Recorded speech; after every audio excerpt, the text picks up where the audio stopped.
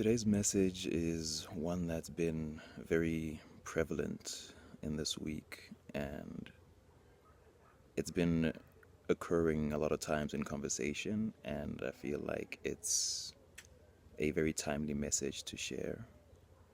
So I want to start off with a poem, and then I'll go into it.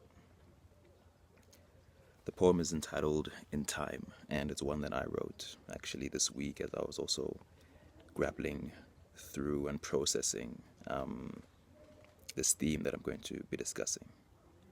In time. It will take time to learn, to open again, to drop the doubt, the disbelief, for those who have passed the rusted gates, peering through the overgrowth, even knocking to be let in. You know too well what happened the last time you let your guard slip, last time you invited someone in, unwitting. The memory chokes you up, panic grips you by the throat, and you retreat. Maybe tomorrow, maybe next week, maybe next year. It would be too distasteful, you say, impolite, to let even the good ones walk in on this mess. You're still gathering the pieces, still sweeping up the remnants of all they broke and stole. There is much to reconcile, much to retrieve, fallen things to lift again, torn threads in the tapestry of your soul, to mend gently, patiently, feeling out the frayed edges of your being, tracing the bruises on your heart, scratched where others clawed, to shake it empty of its treasure, leaving you stranded in the dark. You must learn to approach slowly the one who dwells in the middle, too long hidden and forbidden, to sit and listen to the parts no one else would, and in spite of the pain, not to turn away.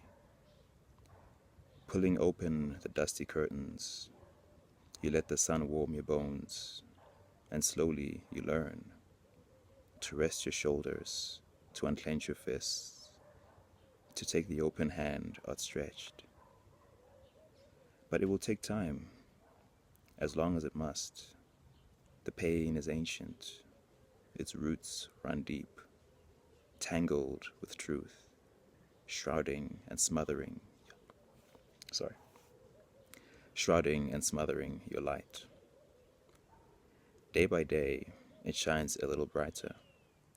To your surprise, to their delight, all those who wait expectant for your true self to emerge, and one fateful day for the gates to open. But love is patient, it understands. To meet it, you must first meet yourself, with clean eyes, a clear mind, leaving the past behind. Yes, it will take time, but be not rushed. The proof cannot precede the work, so pay the guilt no mind. Breathe, take one step, then another. Time is on your side. So this poem came as a reflection on a tendency I picked up within my own journey of trying to rush to the end of the challenge, to the end of the discomfort, to the end of the uncertainty, trying to rush to the outcome, right? The victory, the abundance. And what I've been realizing is that the journey is the destination in many ways. And it has so much to teach you and to show you. but only if you're present with it. And it takes as long as it takes. And I guess to accept that means stepping out of the comparing yourself with other people in your age range or other people within your lane or whatever. But to really honor your own journey means letting it take as long as it must. And I guess the big message for me this week was to embrace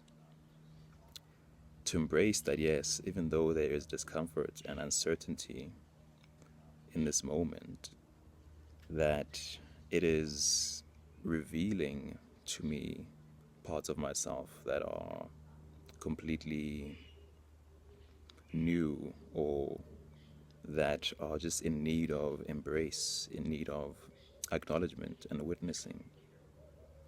And I would be missing that if I'm just trying to rush to the reward. So throughout this month, I've been navigating a big transition in my life. I spoke a little bit in the last video about how I'm at a stage where I'm really coming to acceptance in many ways. After many years of trying to force it to work, but acceptance of the fact that the mainstream, the regular way of getting about in the world and making a living just did not resonate with my soul, and I was just in conflict for such a long time with myself, trying to make it work. And I, through a sequence of, you might say, like unfortunate events, but really rejection is redirection, and things that don't work out are also a redirection. One closed door is another open door. And it's all been leading me to this moment of surrender, of, okay, cool, I guess it isn't for me, like, duh. But within that, or with that realization, also came the awakening of all that it is that truly excites me and where I want to truly apply myself moving on, what truly resonates with me. And there was this initial big surge of energy, like, yes, I'm going to do it all, and I'm going to do it now because there's no better time than now. And also, the situation was a rather urgent one, so there was also that pressure, right, to make it happen now. But as I was trying to pursue this thing, I realized and could not shake just the rising feeling of stress, of dread, almost of desperation, of trying to make this thing work, because there weren't, within that space, there weren't many other options within that mindset. And it took a few days and weeks of like pushing incessantly to make this happen, and like having doors just close in my face, for me to just pause and reflect a little bit, and to realize that I wasn't doing it in the right, I wasn't pursuing this this dream in the right headspace and in the right heart space as well. And I like remember even getting an insight that when I make moves out of a low vibration, out of a mindset of scarcity, of fear, of doubt, and increasingly these days, I have been met with the matching reality of that, right? The matching repercussions of that. Essentially, low vibration begetting like a low vibration action begets a low vibration outcome. And so essentially I can't make a low vibration choice and expect a high vibration outcome. I had to, if I wanted to get a high vibration outcome, my choice and my intention and my action had to match. And this is really becoming something that the universe or spirit that has been guiding me through this has been trying to nail into me. And more it's becoming apparent in the way that, like, I'm instantly met with the results of, you know, like the choices I make out of a low vibrational place.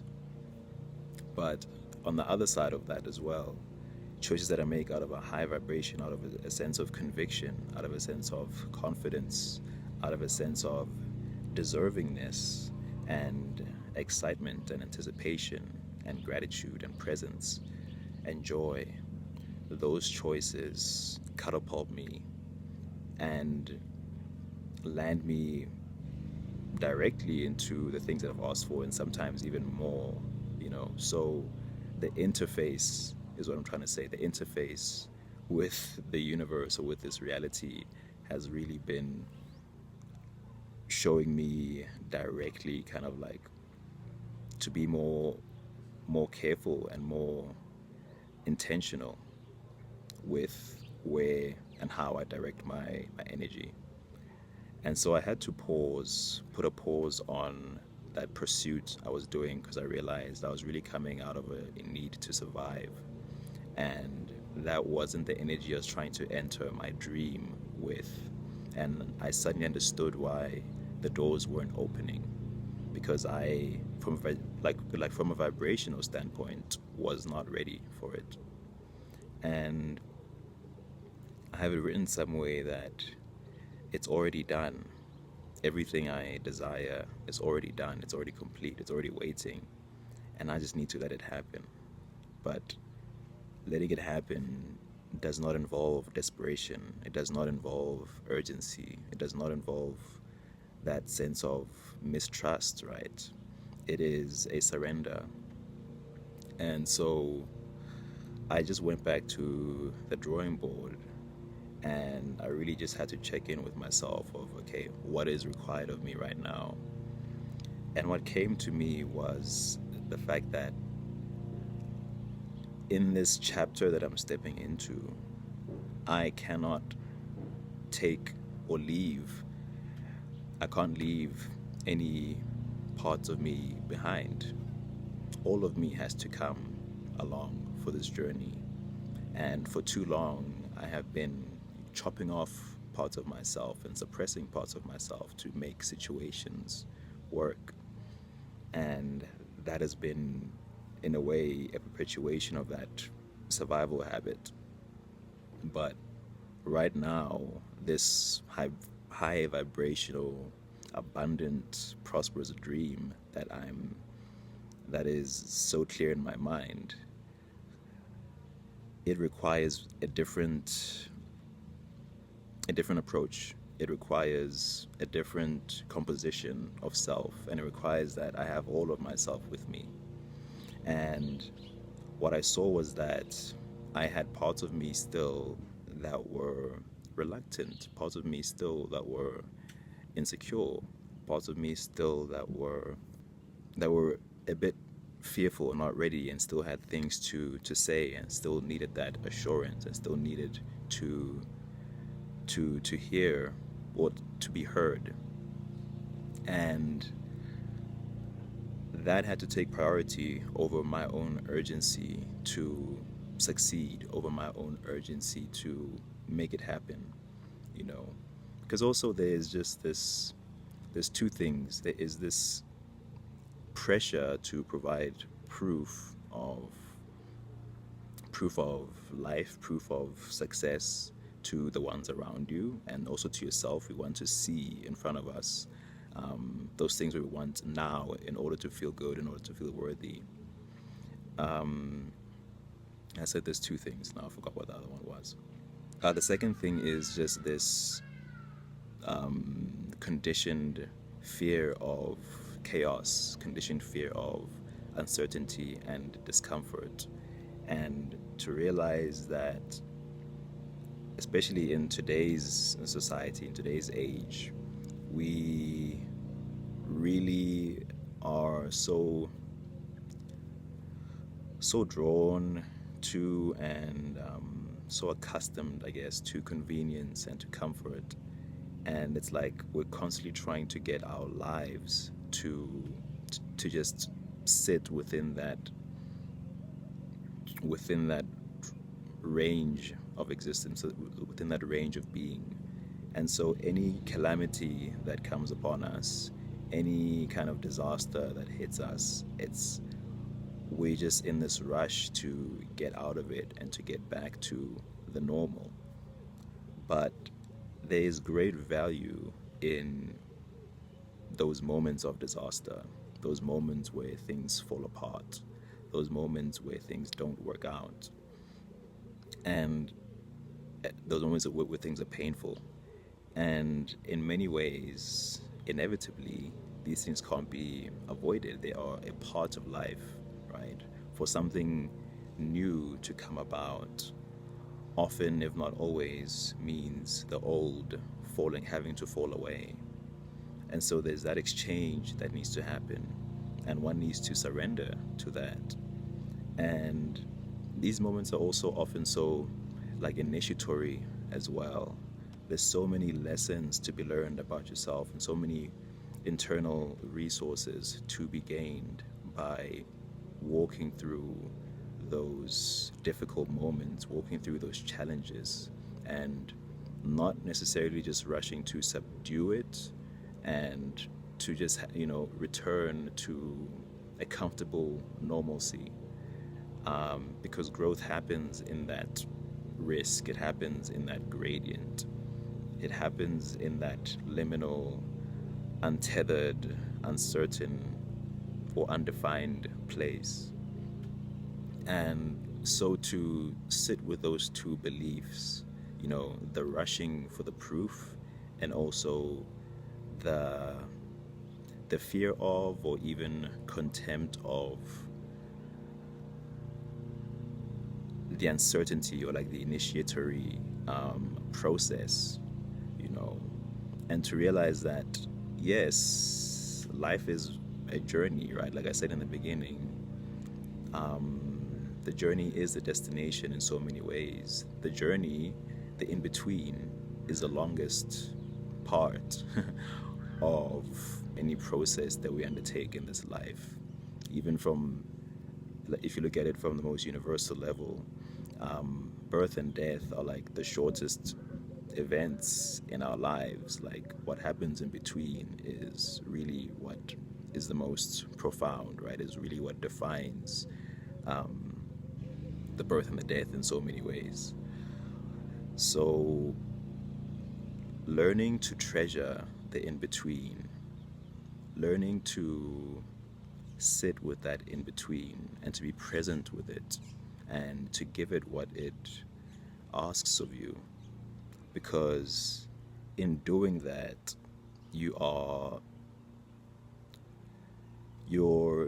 giving way to being prepared as well for what comes, for what is on its way to you inevitably, right? You're being prepared for it, like how in the Bible it speaks of, you can't pour new wine into old wineskins because the wineskins would burst, right? That was a metaphor for our own vessels, our own bodies.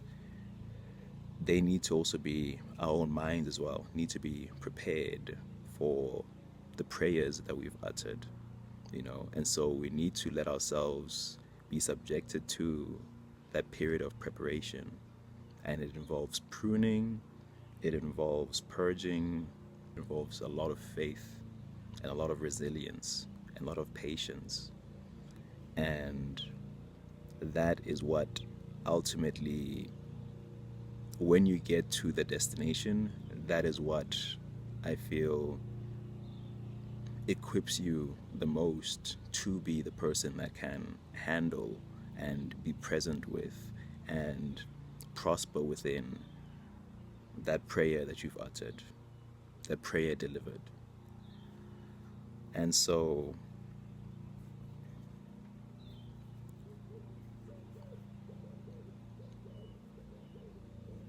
to be with it as long as it, to be with the journey as long as it requires for you to be there with it, and to realize that that's where all the change is happening, and to learn to take joy and have gratitude within the process, not just for the things, the material results that will come, but within the process, within the drought, within the winter, to still find acceptance of yourself, to still be patient and graceful or gracious toward yourself, to still embrace and love yourself, and to take joy in those moments, I think is really what makes it worthwhile. So in closing, I decided to take things a bit slower. I decided to really take a step back and to honor how my being, my inner being, was feeling about everything. That even though there was a goal and a destination in mind, maybe it wasn't going to go the way that I had planned it in my own mind, right? Maybe it wasn't going to be that linear and that within that time frame. Maybe there were still things arising that I needed to accommodate. And so this has resulted in me shifting my plans a little bit and just going at it at a pace that honors my spirit and my being, and where all parts of me can be on board with it. And ever since I made that shift, and I'm now making moves now from that place of having consulted all the parts of me, and are we all comfortable with this? Does this feel good? It's like there is a new surge of energy, and not just energy, but a newfound peace, even within the chaos and uncertainty of it all. Somehow I feel that my spirit is on my side with this, and I know that from previous experience that when I'm in this place, that's when the doors open, because I am in that high vibrational, you might say, that high vibrational posture, or that high vibrational alignment.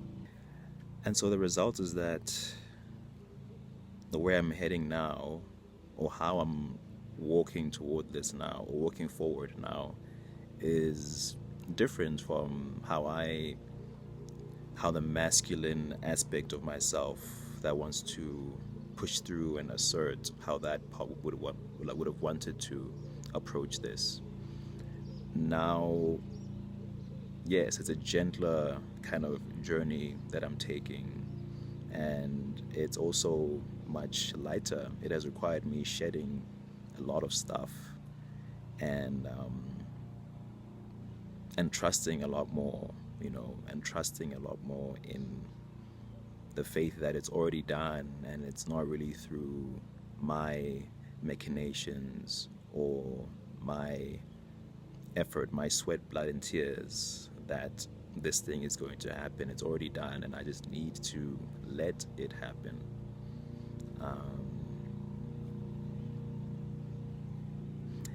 And it may sound perhaps passive to say that, especially in a society that is a bit still still like oriented toward a masculine way of thinking, and that's fine. That's a perfectly legitimate half of um,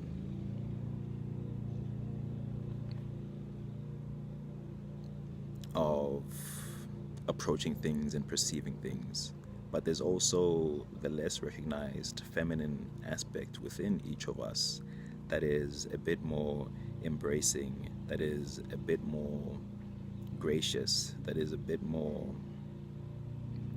faithful, you know. Um, and that's what I'm having to tap into right now.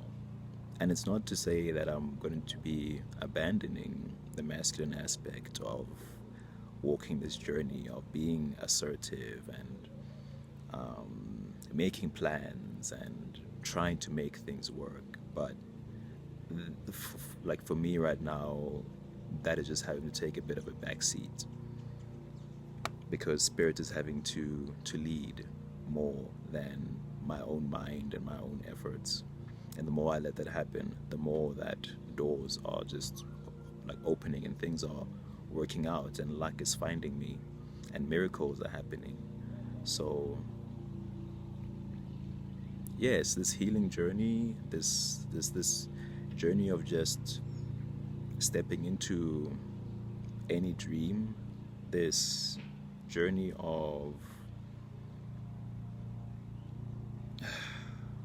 walking toward your destiny, all of that, it involves, I feel, being present with the the in between, which essentially means being present in the now, right? Not being so fixated on the future that you're missing the now, or so fixated on the past, but being present in the now and what that requires of you, and course correcting if necessary.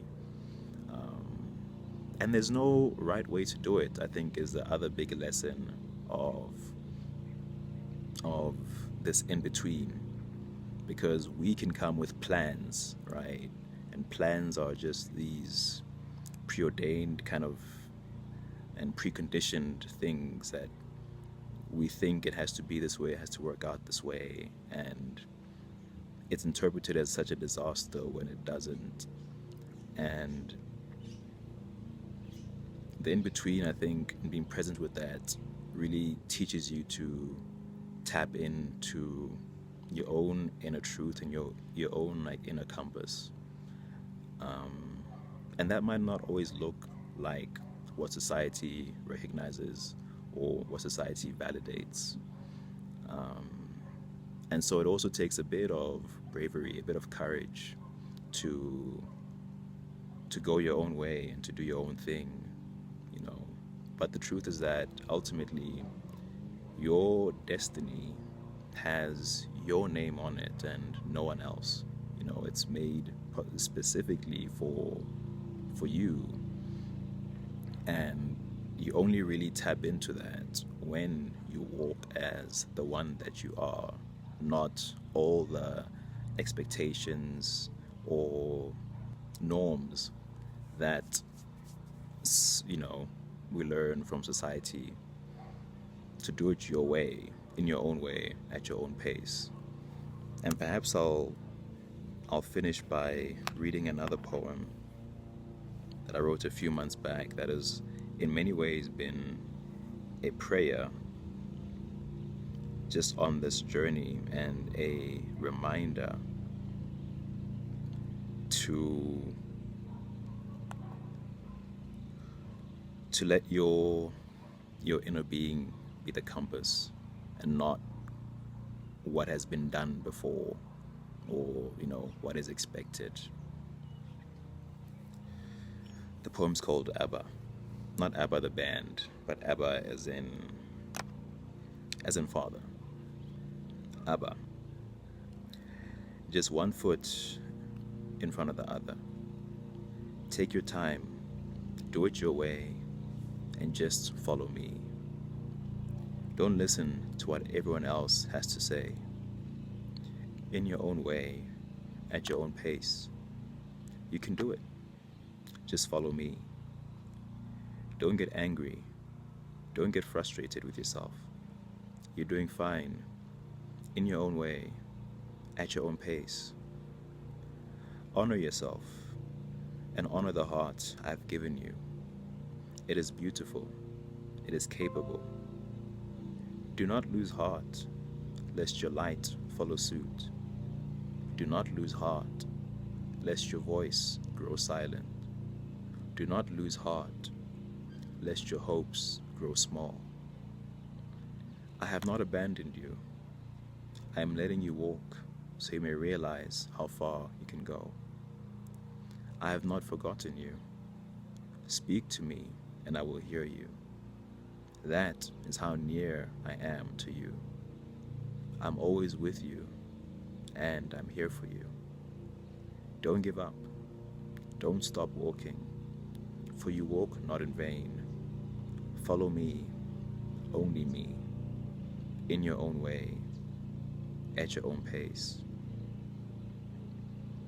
And even though the title of it has more of a biblical leaning, I think that really you can apply this to the concept of just the spirit of your inner being, your guides, whatever form they take, that are affirming your truth, that are affirming your dreams, and just reminding you not to neglect or forget who you are, why you're doing this, and how it can be done. And yeah, how it can be done, how it must be done. So that's the poem, Abba. The in-between is the longest part of the journey.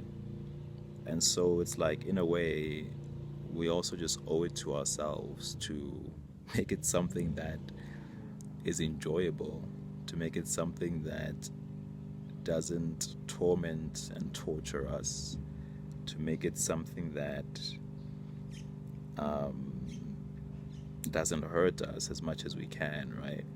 But I think that's also just a service that you give yourself when you honor your, like, all the parts of you along the journey, is you end up actually just making it a smoother ride. And I don't see the harm in that, to be honest. There's definitely a way to force your way through, to make it happen now, and to do the blood, sweat, and tears routine. There's definitely that route available, and sometimes the door will open if you just push it hard enough. But